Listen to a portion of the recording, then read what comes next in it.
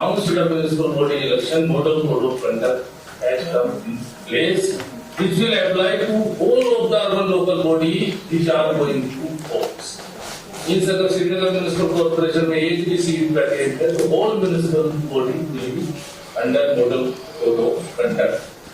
Schedule of elections ये हम आपके साथ सारा ये प्रेस नोट शेयर करेंगे. ये 8 फेजेज में इलेक्शन कराया जाएगा. कराना है हमें. तो इस बार सेफ इलेक्शन भी कराना है, ये मैंडेट इसमें जोड़ा गया है. और उसके लिए कोविड-19 पैंडेमिक को लेकर के ऑल इलेक्शन हो जाएंगे और जो लार्ज असेंबली ऑल सब पे भी बैन होगा. हमने डिटेल्ड गाइडलाइंस को जारी की है और इस प्रेस नोट में भी इसमें सारी बातें आई है और इस जरिए हम पब्लिक को पहुंचाना चाहते हैं. इस बार एक नई चीज और हम करने जा रहे हैं कि पहले पोस्टल बैलेट की फैसिलिटी मुहैया की जाती है. इसके अलावा एक और हमने इस बार किया है कि पोस्टल बैलेट को फैसिलिटेट करने के लिए जो सीनियर बीच में जो पंच और ऑब्जेक्ट मिल जाएगी. इस इलेक्शन में एक और ऑप्शन की वोटर जो सीनियर सिटीजन है, पर सीनियर सिटीजन की डेफिनेशन इसमें 80 साल बहुत की है. उनके लिए और जो हमारे मॉडल कोड जो है की एप्लीकेशन खत्म होगी तो सभी लोगों ने देखा है कि 4 बजे honourable state election commissioner panchayat raj institute से रिलेटेड इलेक्शंस का नोटिफिकेशन जाहिर किया है और चीफ इलेक्टोरल ऑफिसर जिन्होंने अर्बन लोकल बॉडीज का इलेक्शंस की घोषणा की है, उसमें ब्रीफ में मैं आपको जहाँ तक कश्मीर विभाग का सवाल है वो बताना चाहूँगा. रफली अराउंड 34 अर्बन लोकल बॉडीज में 228 वार्ड्स के लिए कश्मीर में इलेक्शन होगा और इसमें ईवीएम्स यूज किया जाएगा. यह है अर्बन लोकल बॉडीज के लिए. जो 34 अर्बन लोकल बॉडीज 228 वैकेंसीज के लिए ईवीएम्स पर वोटिंग होगी. बाकी जो रूटीन प्रोसेस दूसरे इलेक्शंस के लिए रहती है, फोटो इलेक्टरल कार्ड है, इलेक्टरल रोल्स है, पब्लिकेशंस है, उनका अपॉइंटमेंट ऑफ ऑब्जर्वर्स है, एक्सपेंडिचर्स रिलेटेड लिमिट्स है. अर्बन लोकल बॉडीज की जो एक्सपेंडिचर रिलेटेड लिमिट्स है वो म्यूनिसिपल कॉरपोरेशन में 1.5 लाख है. काउंसिल्स जो डिस्ट्रिक्ट हेडक्वार्टर पर है उसमें 1 लाख है और उससे नीचे जो रहती है म्यूनिसिपल कमिटीज उसमें 50,000 के करीब एक कैंडिडेट जो है इलेक्शन में खर्च कर सकता है. कोविड होने के चलते डिटेल में गवर्नमेंट ने कोविड की एसओपी बनाई हुई है. राइट फ्रॉम नॉमिनेशन से स्टार्ट होकर के जो कंटेस्ट होता है कैंपेन पीरियड उसके लिए भी लागू रहेगी, पोलिंग डे पर लागू रहेगी और आगे कंक्लूडिंग ऑफ इलेक्शंस तक वो लागू रहेगी. ब्रॉडर तौर पर उसमें मास्क का यूज, सैनिटाइजर या सोप या वाटर का यूज और पॉसिबल जो है वो सोशल डिस्टेंसिंग मेंटेन करना उससे रिलेटेड है. और उसी के मद्देनज़र जो नॉर्मली इवन 80 ईयर से अबव भी वोटर्स अगर है तो उनको भी पोलिंग स्टेशंस पर लेकर के ही वोटिंग होती थी, लेकिन इस साल कोविड के मद्देनज़र उनको 80 ईयर से अबव जो हमारे बुजुर्ग होंगे उनको कोविड का खतरा देखते हुए अगर वो पोस्टल बैलेट के थ्रू वोटिंग करना चाहते हैं तो पोस्टल बैलेट के थ्रू वो वोटिंग कर सकते हैं. वो कोविड के चलते नई चीज़ इस साल आई है. बाकी एम्प्लॉयज़, माइग्रेंट वोटर्स और इनके लिए जो है पोस्टल बैलेट पहले से रहता है.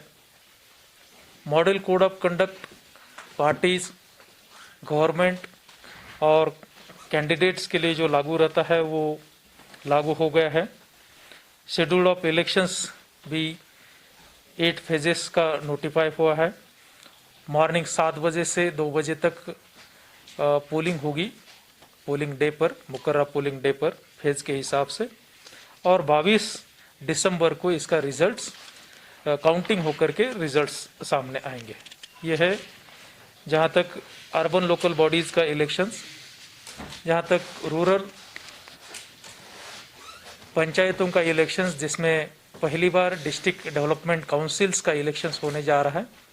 उसके अलावा सरपंच जो वैकेंट सीट्स है और पंच सीट्स, उनके लिए भी इलेक्शंस होगा। ये तीन अलग अलग किस्म के जो वैकेंसीज है उनके लिए जो इलेक्शंस होने जा रहा है, जिसका कोऑर्डिनेशन स्टेट इलेक्शन कमिश्नर करने जा रहे हैं, जिनको 4-5 दिन पहले ही नए जो लीगल प्रोविजंस आए हैं उसके तहत गवर्नमेंट ने अपॉइंट किया है। उनकी सदारत में वो इलेक्शंस हो रहा है, उन्हीं के कंट्रोल में और डायरेक्शंस में इलेक्शन हो रहा है स्टेट इलेक्शन कमिश्नर्स साहब के। इसमें जो रूटीन एक्सरसाइज है उसके अलावा जो मेन ये है कि वैली के 137 रूरल डेवलपमेंट ब्लॉक्स में ये इलेक्शंस होगा। पंचायत हल्काज इसमें 2182 आ रहे हैं। डीडीसी कॉन्स्टिट्यूंसीज हर जिले में 14 है तो 10 जिले की 140 बनती है। सरपंच की जो वैकेंसीज है 935 है और पंच की वैकेंसीज 11,814 है। तो 11,814 पंच कॉन्स्टिट्यूंसीज के लिए इलेक्शंस हो रहा है, साथ में 935 सरपंच कॉन्स्टिट्यूंसीज और 140 डीडीसी कॉन्स्टिट्यूंसीज को रूरल एरियाज में ये इलेक्शंस होने जा रहा है। ये इलेक्शंस बैलेट बॉक्स के तर्ज पर होगा। पहले भी जो है रूरल इलेक्शंस बैलेट बॉक्स के ही यूज करते हुए होते आ रहे, उसी के तर्ज पर जो है ये इलेक्शंस भी बैलेट बॉक्स यूज करते हुए ही होंगे। इसमें भी ऑब्जर्वर्स लगाने की तरतूद है। Observers state elections commissioners appoint करेंगे। एक्सपेंडिचर्स की भी इसमें लिमिट दी हुई है। डीडीसी कॉन्स्टिट्यूंसीज के लिए 5 लाख, सरपंच के लिए जो एक हल्का पंचायत के लिए लड़ता है उनके लिए 1 लाख और पंच कॉन्स्टिट्यूंसीज में जो कैंडिडेट खड़े रहेंगे उनके लिए 30,000 की लिमिट मुकर्रर की है। पोस्टल बैलेट्स इसमें भी सेम है और कोविड के मद्देनज़र इसमें भी 80 साल से ज़्यादा उम्र होने वाले लोग, इवन कोविड में जो पॉजिटिव या सस्पेक्ट लोग हैं जिनको आइसोलेशन क्वारंटाइन में रखा है, उनको भी पोस्टल बैलेट की सुविधाएं दी गई है। 8 फेजेस में ये भी इलेक्शंस होने जा रहा है। जहां तक काउंटिंग का सवाल है, सरपंच एंड पंच की काउंटिंग उसी समय हो जाएगी जिस समय ये 2 बजे पोलिंग डे पर पोलिंग खत्म होने के बाद उसी दिन काउंटिंग मोस्टली उसी लोकेशन पर सरपंच और पंच की होंगी।